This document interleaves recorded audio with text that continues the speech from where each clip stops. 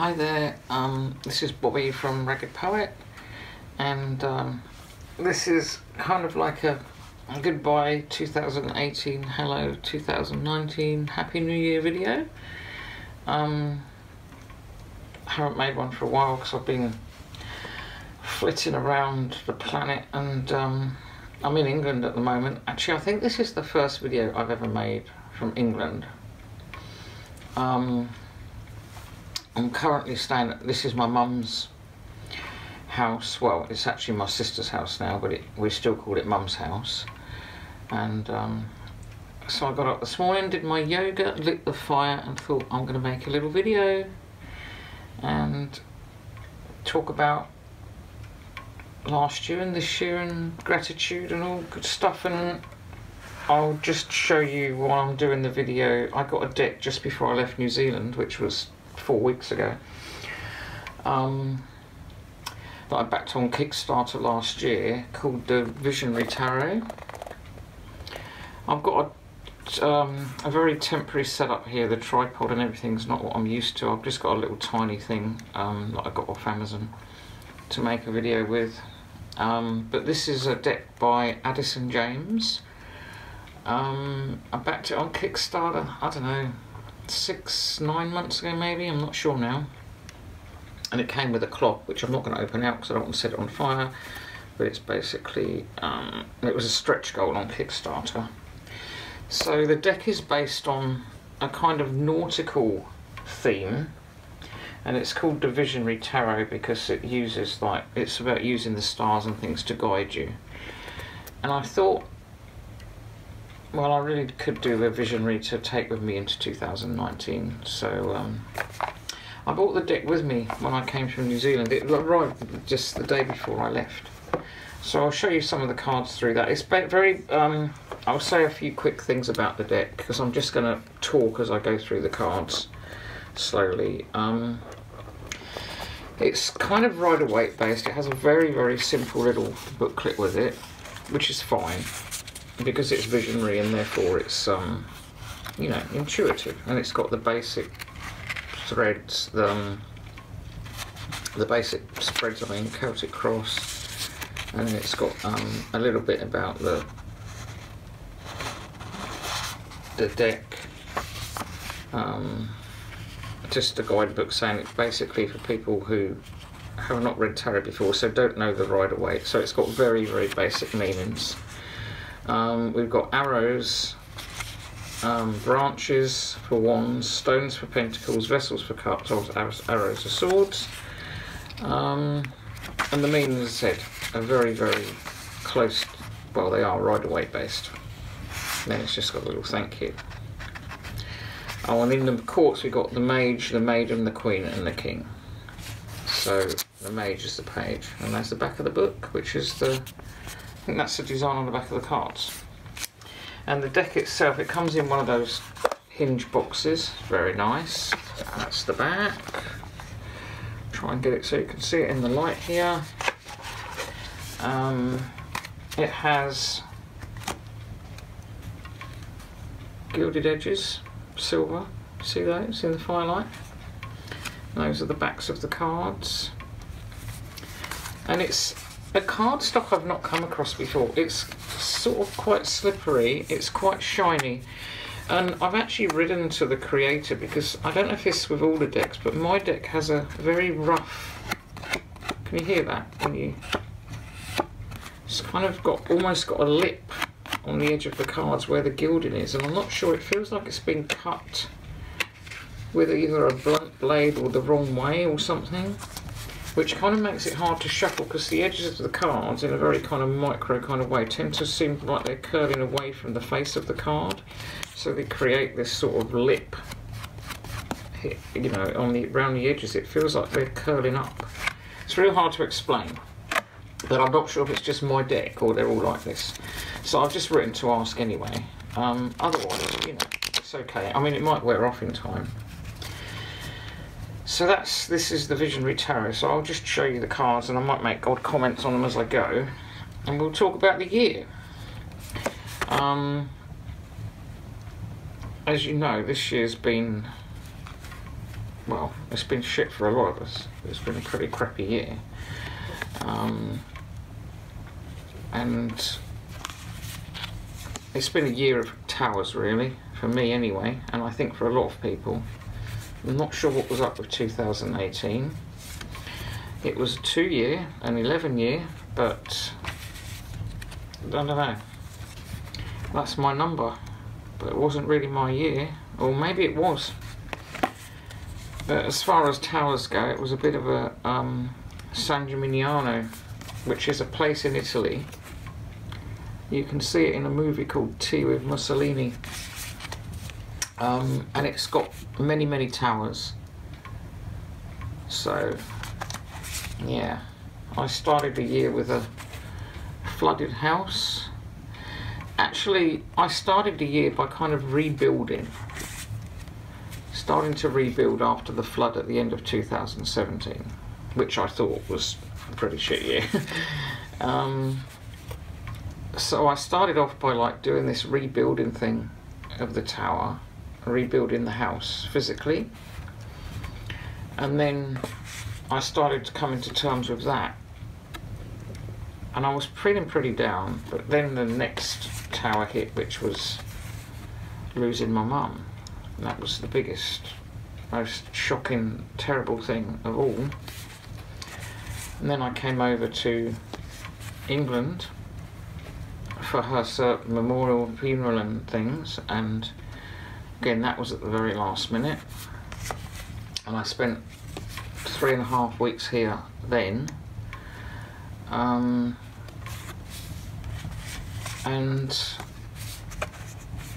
I thought that when I lost Mum that England would disappear for me and that New Zealand would be permanently home, and when I went back to New Zealand I'd feel like I'd come home for the first time. But it wasn't like that at all. England felt so much like home, it was unbelievable. So we never know what we're going to feel, what's going to happen. Anyway, I went back to New Zealand. I was really sad when I went back. I didn't want to leave my son, who came over here, back to live here 18 months ago. I missed my sister, and I went back just not wanting to go back to New Zealand. But I had to go and finish building the house, which I did, rebuilding all of that. Then I had quite a major accident and ended up not able to walk for 2 weeks, and then on crutches for 3 months. I mean, I couldn't move for 2 weeks, and I was on crutches for like 3 months and rehab and stuff like that. So that was another bit of a tower, really, but I think it was to kind of slow me down and give me a breathing space and say, look, you don't have to make all these decisions now, you can just wait and be kind to yourself, kind of thing. I mean, when you can't move, there's not much else you can do. So I just took it, I think I was quite philosophical about that, and I actually got quite, I became less depressed when I was like that, because I couldn't actually do anything, so I didn't feel guilty really about things I wasn't doing, because there was nothing I actually could do. I've been literally physically grounded. But then I started to get walking on the crutches, then I went into rehab, and then after a few weeks of that, I decided, I asked my rehab guy if I could do yoga. I couldn't even stand on one leg at the time. And he said, well, you can try it. So I went into a yoga class and said, can I try it? And they said, yeah. And I think it saved my sanity. And so this was this most amazing thing that I got from last year, was yoga. And this ability to heal yourself and your body and rebuild. And, you know, losing Mum and everything, it made me, I mean, I've always loved and appreciated my family, as you know, but it made it even more so. The other thing it did, it gave me, is this real concept of mindfulness and living in the moment that I've actually never really had before. I don't think I ever really grasped it completely until this last few months. And yoga also really helps with that. You're going to have to forgive me about yoga because it's a complete... It's not an obsession because it's not a negative thing. It's a passion, big time. Anyway, so I got into all of that and I started doing my yoga. And then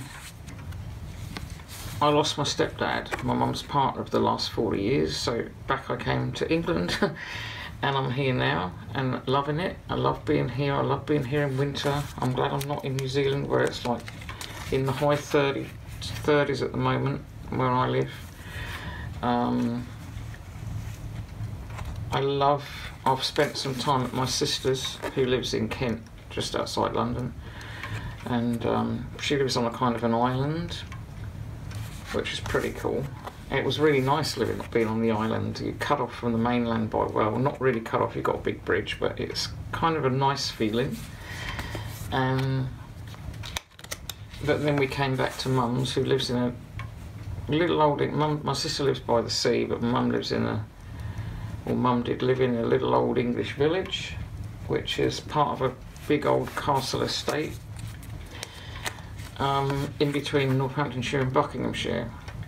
So it's been really lovely. I've been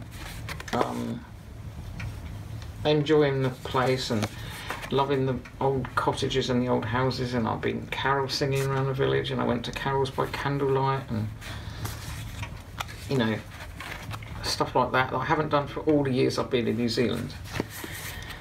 So that's all been really good, and now I'm not sure where I'm going to be. I'm not sure what I'm going to be doing. I'm here for another couple of months at least. I think I'm going to probably move back here. I'd actually like to live in this village. I like this village a lot. But I think I am going to probably move back here for at least 6 months of the year and find maybe a mobile home or something, or sell up in New Zealand, make my main home here, which is what I think I prefer to do, and then get a more, like a yurt or something in New Zealand that I can put in, I don't know, friend's land or something like that. So that's me. I'm thinking about a word. I've not done a word like a power magic word of the year thing before, but I'm really thinking about it.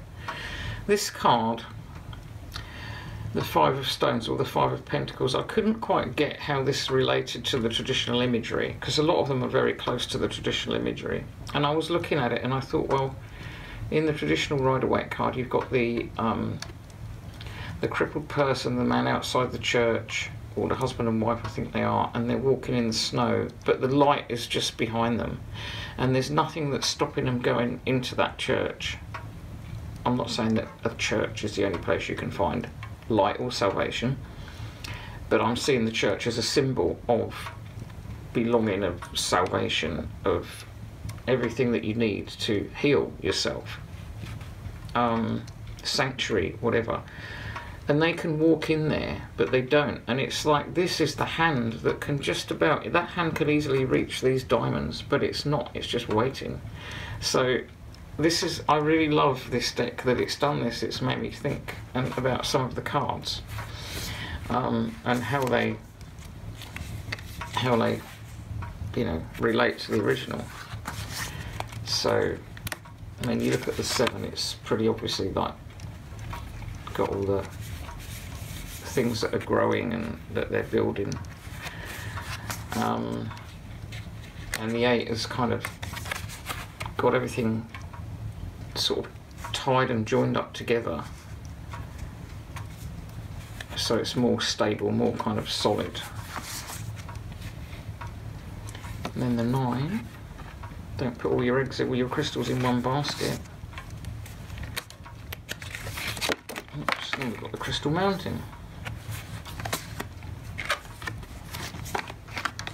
Mage. Maiden. I love these cards, I just love them. The Queen, the Mermaid. and the king is the diver. He features quite a lot. So, what did I learn from last year?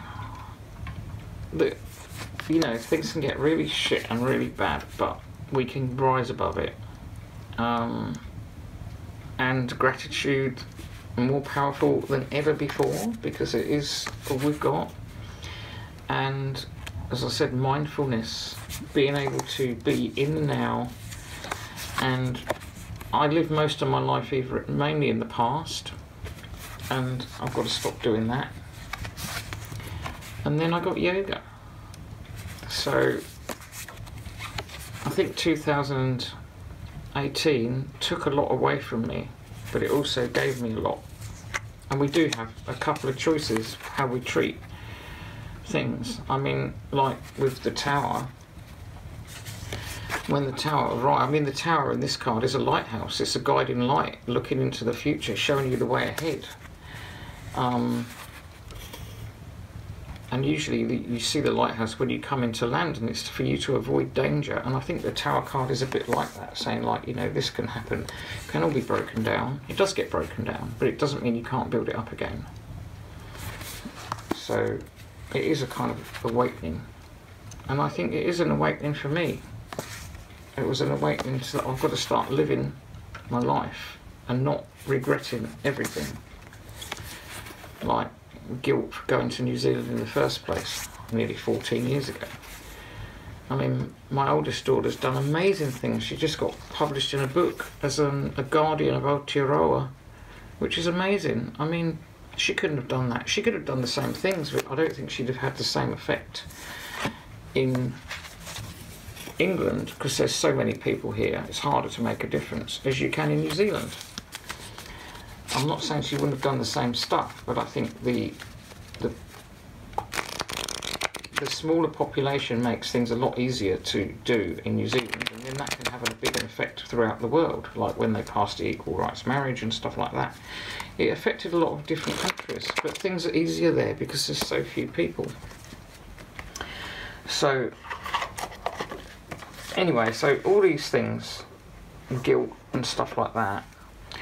This is my mum's old hearth brush, so cute. And sweep them away, bugger off, don't want you anymore. Gone, gone, gone, gone, gone, gone. It's very significant of room, especially in Scotland, sweeping away the rubbish at New Year, you know. Getting rid of the old and making way for the new, sweeping it clean.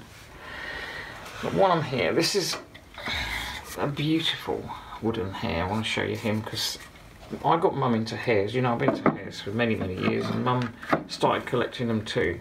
And this is a big guy. He's like about 18 inches. No, not 18.